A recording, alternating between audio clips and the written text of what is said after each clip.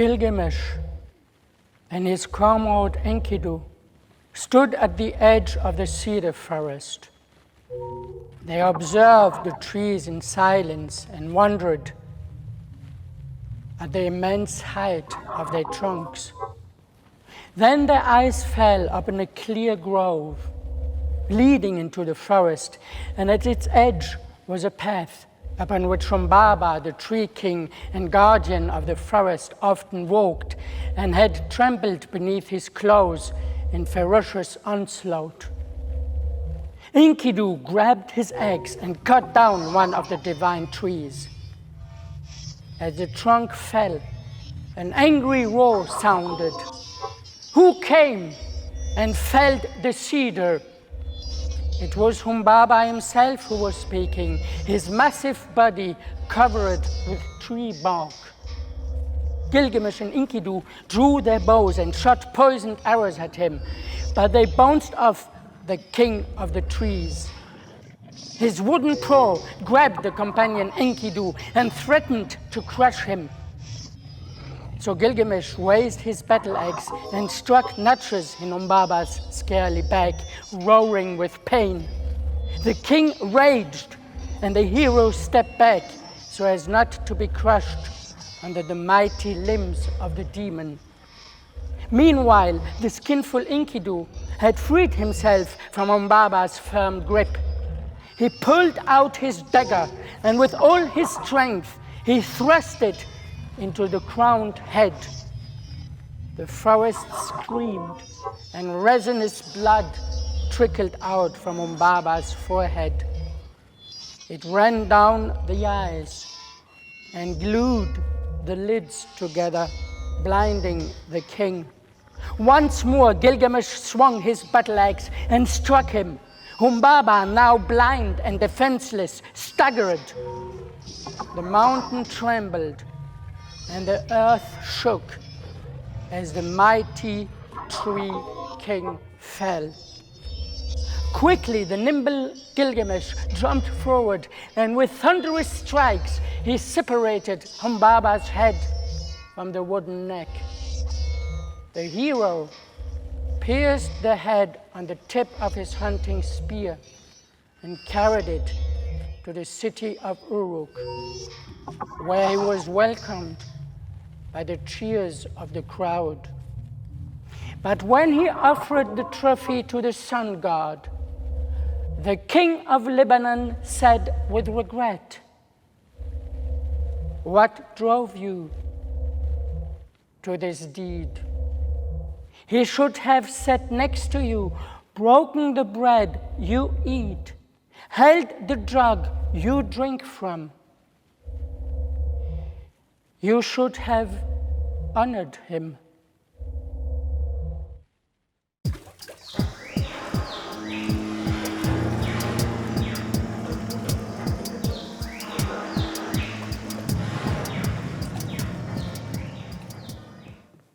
It's burning everywhere. Rainforest, in the cedar forest, in the redwoods, in our German forest. In recent years, forest fires have increased worldwide due to drought, particularly in Europe. Through deforestation and destruction of habitat, 10,000 tree species worldwide are threatened to become rainforest. That is every sixth tree species on Earth. In our tree species are therefore more endangered by the man-made climate and nature crisis than other plants and animal species, of which every 8 species is endangered today. This fact is really hard to understand because trees seem so robust to us. Each individual lives hundreds to 1,000 years, some even reach 10,000 years of age. In our species are therefore more the ancestors of the wooden trees evolved wood fiber over 300 million years ago. And wood makes trees very big and old, because the wind cannot easily bend them, and because very few animals can to understand, because there are some insects, like the bark beetle, and otherwise mainly fungi. Lives hundreds over 150 million years ago, built incredibly dense forests on land on the supercontinent Pangaea, which was positioned at the equator at that time. The primeval forest stored an enormous amount of carbon in the soil, eventually forming coal. Today, coal is still the second most important source of energy for mankind. But if we continue to use this coal, this extract of the former primeval forest, if we turn all back to CO2, and then we will heat the Earth well over 4 degrees on average, with terrible consequences for people and forests and eventually all life on Earth. As humans, we cannot eat wood, but we have for weapons and clothing, as building and heating materials since we were around. If we continue to use and the forests give us even more than this direct benefit, but we don't incredibly dense forests on land. Forests stabilize the local climate and the water balance. They provide shade, shelter from rain and wind, they store CO2 and produce oxygen.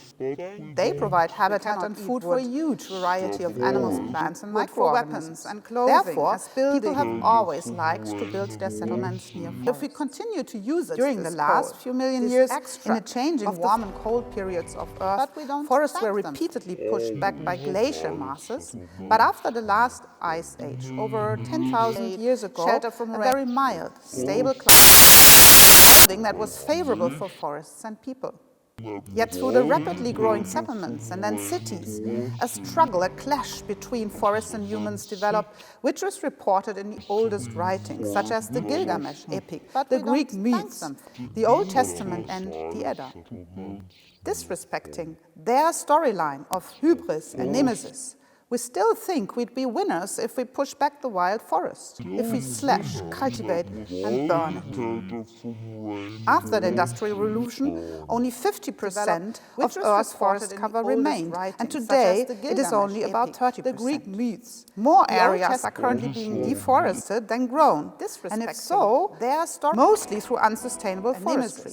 With half of our forests today are managed, and the really old, wild forests, which can store the most CO2, which give habitat to the most diverse species, they make up less than 15% of the Earth's surface. More areas are currently being deforestation. Climate change is now increasingly the enemy of the forest. So our forest is really not doing well. In Germany, a third of our landscape is still covered with forest, but this is mostly young forest, monocultures. The most common tree species in Germany, the coniferous spruce and pine, the deciduous trees, beech and oak, they really have a hard time. More areas are currently being the droughts of recent years has led to the premature fall of the leaves and the clearing of the crowns. In the case of the spruce, in Germany, a third mild winters of our landscape is still covered the mass reproduction, but this is mostly young forest, monocultures. The dying of the most common tree species in Germany, the conifers, and every tree we lose, the deciduous trees, beech and oak, we use so much fossil fuel per year and person that each one of us would have to nurture 1,000 adult trees in order to neutralize one's CO2 emissions. It is really time that we should protect and mild winter the wild forest.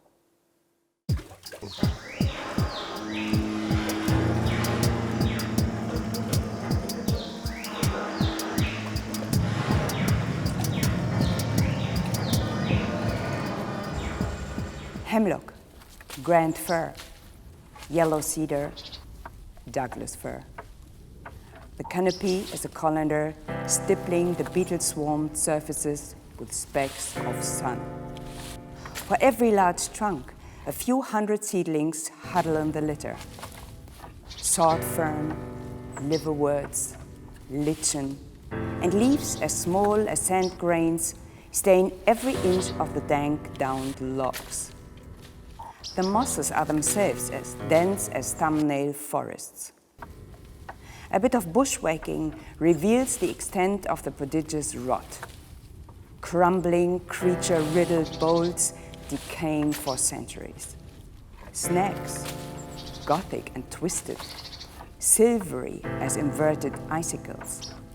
A fecund putrefaction. The sheer mass of ever-dying life packed into each single cubic foot. Woven together with fungal filaments and dew-betrayed spiderweb leaves you woozy. Mushrooms ladder up the sides of trunks in terraced ledges. Dead salmon feed the tree. soaked by fog all winter long. Spongy green stuff that can't be named covers every wooden pillar in thick base. Death is everywhere, oppressive and beautiful. Our kind will always dread these close-choked thickets, where the beauty of solo trees gives way to something massed, scary, and crazed. There are things in here worse than wolves and witches. Primal fears that no amount of civilizing will ever tame. The trunk of an immense western red cedar. It reeks of incense. The top has sheared off, replaced by a candelabra of branches, promoted to standing trunks. A grotto opens at ground level in the rotted hardwood. Whole families of mammals could live inside it. But the branches, 1,000 years on, drooping with scaly sprays, a dozen stories high, are still crammed full of cones. Long life maker, thank you for the baskets and the boxes. Thank you for the cradles, the beds, canyons, paddles, poles, logs, posts, the rot-proof shakes and shingles, the kindling that will always light. Thank you for the tools, the chests, the decking, the clothes closets, the paneling. I forgot. Thank you for all these gifts that you have given. We're sorry. We didn't know how hard it is for you to grow back.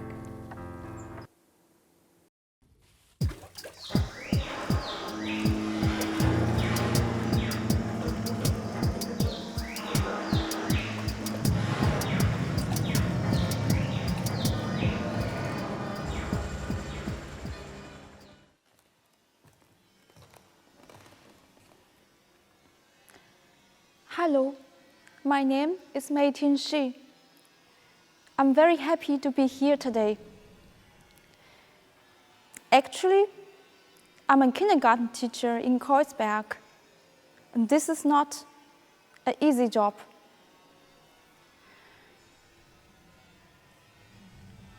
Seven years ago, love brought me here to Germany. Originally, I come from China, from Anyi, that is in the province Jiangxi. Close to my hometown, there's a little village, Liuzhen. It has a tree which is 1,000 years old. The trunk has a width of almost 4 meters. The people there say, if you walk around the tree for 10 times, then you can make a wish. Last time, when I was there, I did so. But what I wished for, I will not tell you. Chinese people love trees and meadows, so there are a lot of points and stories about them. Some time ago, I read a book, The King of Trees by Chen. In this book, there is a big forest which is burned down. The trees are burning and flying in the air and falling back onto the earth. The people, they are running to the scene, watching the flames. They see animals, a deer, which is in panic and jumps around between the flames. This story made me very sad.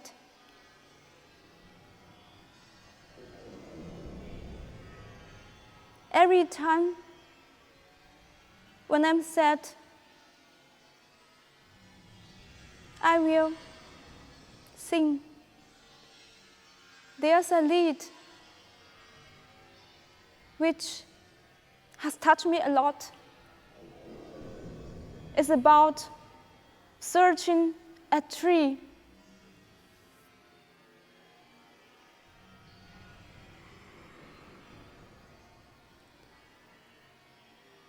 Don't ask me where I come from. My homeland is far. Why do I wander around? Because of the birds in the sky, because of the stream that flows through the valley, and because of the endless meadows. That's why I wander around. And also because of the tree I have seen in my dreams.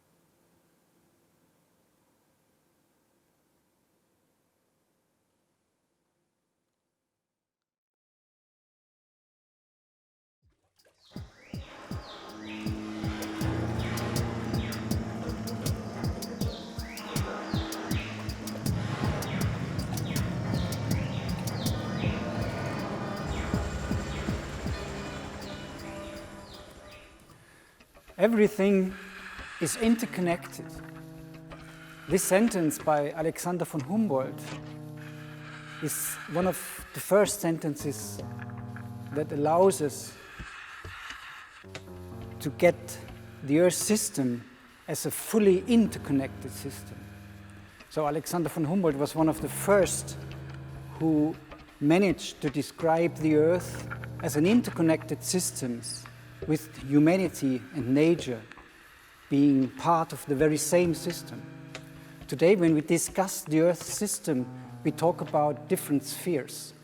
The atmosphere, the biosphere, the hydrosphere, and then we could consider humanity as part of the biosphere, but we can also say, no, it's the anthroposphere. We might even, since the Industrial Revolution, talk about the technosphere, which is shaping part of the Earth system. There has been an effort with the United Nations to set up 17 Sustainable Development Goals. Those are reflecting these subsystems. And following those 17 Sustainable Development Goals of the United Nations would allow us to navigate through the 21st century, hopefully making the world a better world. 2 of those Sustainable Development Goals refer to life on Earth and to climate action. Those 2 are also reflected in what is called the global planetary boundaries. This set of 9 boundaries are subsystems where, if humanity steps over the limits, we might endanger the way we are living on the planet. We have been living on the planet for the last thousands of years. So whether it's climate change or biodiversity integrity, those 2 which are reflected in the Sustainable Development Goals, whether one of these is more endangered than the other, it doesn't really matter. Because all of those subsystems, atmosphere, hydrosphere, biosphere, technosphere, they are interconnected in a complex and non-linear way. And its single compartments are interconnected to other compartments in the other subsystems. So there is no way how humanity could survive without forests. And it is clear that as long as there are humans on Earth, we will make use of the forest. So what is the role of forests then, for example, for the question of climate stability?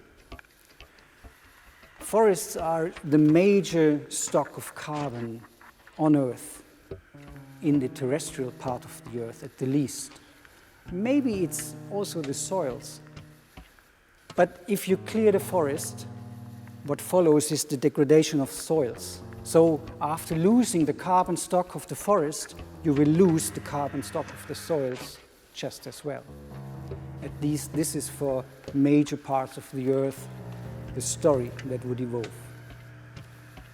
So taking care for the forests on Earth is part of taking care for the global planetary boundaries, and it's also an integral part of taking into account the United Nations Sustainability Development Goals. How could we care about forests? Obviously, those primary forests that we are still having, we should try to keep them. We should have as much natural conservation as possible, because this is where the hotspots are of biodiversity. That's where the most species are found and where we need to protect them. On the other hand, we can use forests. There is actually not a single scenario that is not using biomass as a possibility to counteract for the carbon dioxide emissions in the 21st century if we would want to stay below those 1.5 degrees of global warming as has been negotiated in the Paris Agreement. If we want to do this, we need biomass, we need trees, we need the forest to capture carbon back from the atmosphere and to help us bring atmospheric levels to something that allows us for a decent climate path into the 22nd century. How can we do this? We could actually cut trees after planting them and having them grown for a longer period, and then take the wood and put it underneath somewhere in some old mines, so that the carbon is put aside, stored aside, just as we have been doing over millions of years with the forests that have been at that time in geological periods. Or, and I think this is much more efficient, we could take this wood and build houses from it. We can even think about wooden houses in the metropolitan areas of industrialized countries. Why not? We would save a lot of cement. And the concrete is one of the major factors for the emission of carbon dioxide. So trying to substitute concrete with wood is a very efficient way, actually, to use the managed forest not as a resource just for burning, but as a building material. By this, we would get a better balance of the carbon dioxide stocks between the biosphere, the atmosphere, and the anthroposphere. So maybe take this with you as a possibility to keep the planetary boundaries as a concept, making your way through the Sustainable Development Goals, preserving the pristine natural forests that there are in those parts of the world where they still exist, and using forests on managed land to make the best out of it for a common future.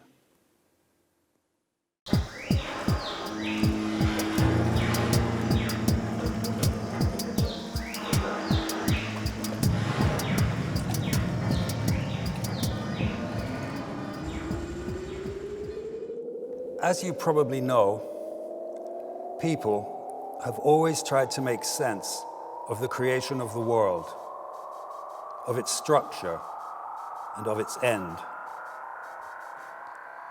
The result is a multitude of perspectives, many different explanations of the world, which have a lot in common. For example, the fabric of infinity, creation, and the end of the world, also called the apocalypse, form the temporal framework of our existence. There is also a moral framework, good and evil, below and above, heaven and hell, God and devil. They are in conflict, fighting for supremacy. The terrible consequences can be seen in the history of mankind. The Nordic people suggested a particularly interesting explanation. It is found in the Edda, written in the 13th century. The gods once planted a world tree, a huge ash tree called Yggdrasil, which when fully grown makes up the whole cosmos. A tree is a fractal being. It follows the geometry of self-similarity. The trunk develops itself into strong branches.